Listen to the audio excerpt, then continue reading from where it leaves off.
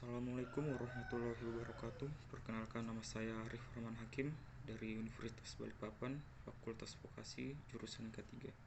Kali ini saya akan membahas apa itu infeksi nosokomial, pengertiannya, penyebab, dampak, dan cara pencegahannya. Bahaya infeksi nosokomial di rumah sakit. Pengertian: infeksi nosokomial adalah suatu infeksi yang berkembang di lingkungan rumah sakit.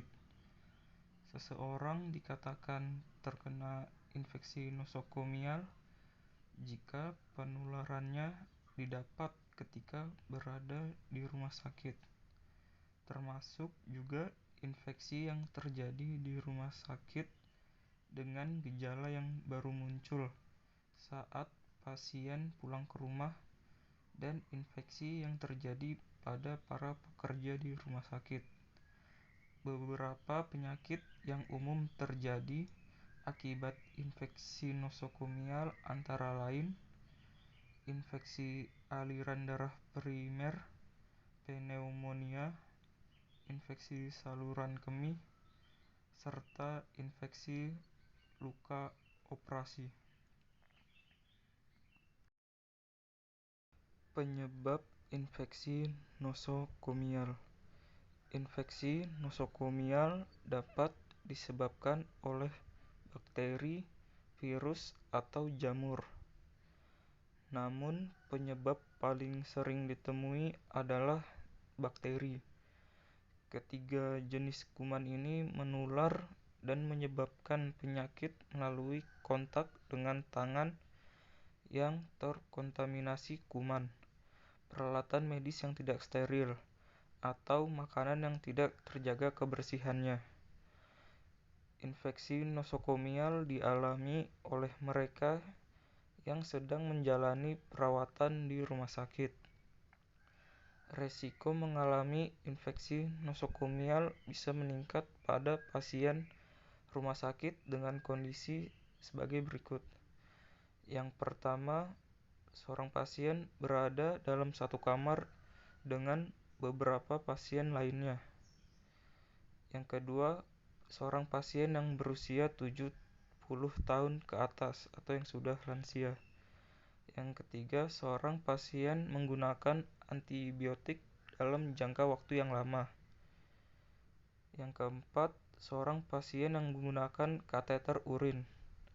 Yang kelima, seorang pasien yang menjalani perawatan di ICU. Yang keenam, seorang pasien yang mengalami penurunan kesadaran atau kondisi fisik yang menyebabkan harus dalam posisi tertidur secara terus-menerus. Yang ketujuh, seorang pasien yang memiliki daya tahan tubuh yang lemah. Dampak dari infeksi nosokomial. Gejala yang diderita oleh penderita infeksi nosokomial dapat bervariasi, tergantung penyakit infeksi yang terjadi. Gejala yang dapat muncul antara lain, yang pertama itu demam, yang kedua ruam di kulit, yang ketiga sesak nafas, yang keempat tubuh terasa lemas, yang kelima sakit kepala, dan yang keenam mual atau muntah. Pencegahan infeksi nosokomial. Langkah-langkah pencegahan infeksi nosokomial menjadi tanggung jawab seluruh orang yang berada di rumah sakit, termasuk petugas kesehatan seperti dokter, perawat, pasien, dan orang yang berkunjung. Beberapa langkah yang dapat dilakukan untuk mencegah penyebaran infeksi ini adalah: yang pertama, cuci tangan. Penting bagi semua orang yang berada di rumah sakit untuk mencuci tangan dengan cara yang benar, sesuai rekomendasi WHO. Yang kedua, jaga kebersihan lingkungan rumah sakit. Lingkungan rumah sakit perlu dibersihkan dengan cairan pembersih atau disinfektan.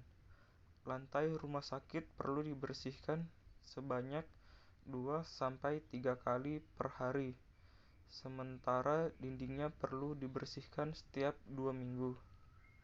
Yang ketiga, gunakan alat sesuai dengan prosedur.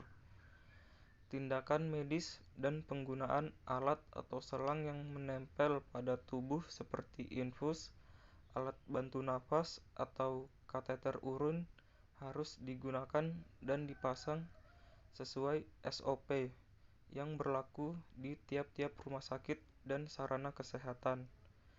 Yang keempat, tempatkan pasien berisiko di ruang isolasi.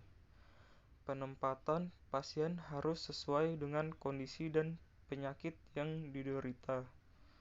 Contohnya, pasien dengan daya tahan tubuh yang rendah atau pasien yang berpotensi untuk menularkan penyakit ke pasien lain akan ditempatkan di ruang isolasi.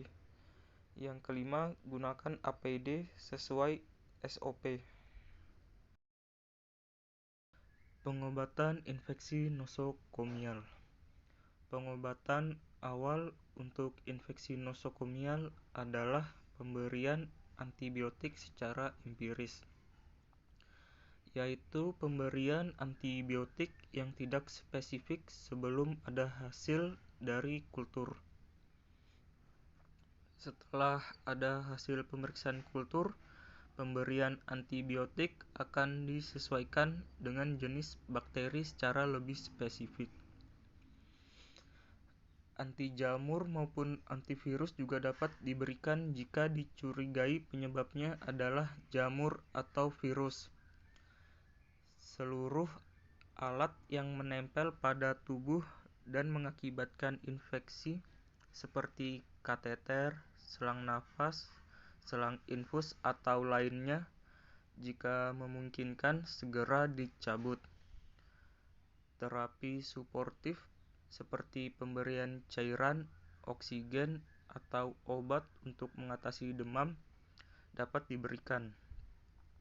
Prosedur operasi debridement dapat dilakukan untuk infeksi pada luka operasi dengan cara memotong atau mengangkat jaringan yang tidak sehat.